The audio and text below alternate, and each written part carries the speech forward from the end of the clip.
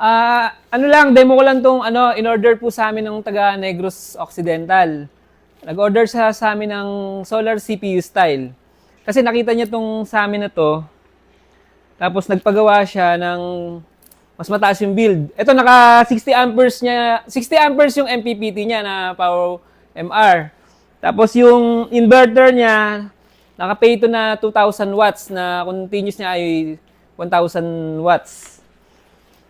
Ayan. Ayan, naka-ilaw siya. May switch na dito. Yan. Ibig sabihin nito, connected yan sa grid, sa Meralco. Ayan. Tanggalin ko yung ATS ha. Ito, nakasaksak sa ATS eh. Naka-plug siya dun sa likod, sa extension.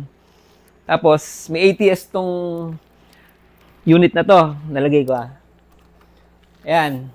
Pero pwede rin naman tong i-switch. Itong ilaw na yon, nakasaksak na yun sa outlet. Ayan o. Ito. Tapos, ito may, yan, pwedeng i-off yan. Yan, pero buksan ko muna. Yan. Yan, bubuksan ko ngayon tong unit na to. Ito yung switch niya sa ibabaw. Ayan. Yan, buhay na yung inverter niya. Yan, pakita mo, buhay na yung inverter. Ayan. Pero wala pa yung connect, yung inverter niya wala pang connect dito sa may outlet na to. Sa pinaka-outlet niya.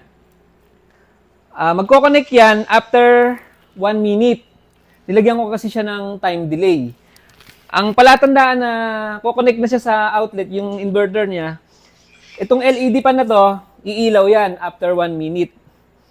Doon pa lang siya magsusupply ng kuryente. Pero ito, yung supply ng kuryente sa outlet ngayon, naka Meralco, sa grid yan. Yan, hintayin lang natin konti, saglit lang.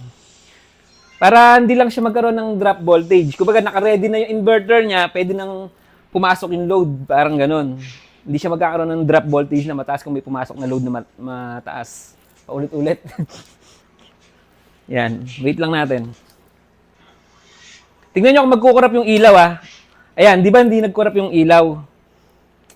Ganun kabilis yung pinaka-ATS niya pag meron siyang time delay. Yan. Pero yung ilaw na to, pwede nga palang i-switch yan. Pwede rin patayin. Ayan. Pero connected na yan sa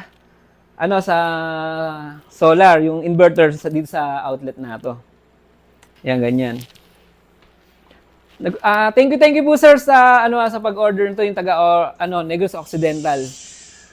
Tapos nagbebenta rin po kami ng aparato. Ito, nandito yung aparato namin na wawiring na lang to eh. Kumpleto na, yan. Tapos, ano po pala, sa mga gusto po palang mag-order sa amin, PM nyo lang po kami. Yun, pag-usapan po natin, baka magkasundo po tayo sa price. May discount naman po. Yan, buksan ko muna to. Yan. Yan, ganyan. May wattmeter siya, tapos ATS, tapos may breaker para sa inverter, sa battery, sa panel. Tapos sa AC breaker. Yan. Pag sinutdown ko, tingnan nyo, isa-shutdown ko siya, mamamatay itong ilaw na to, yung dalawa na yung LED pan, tsaka sa inverter.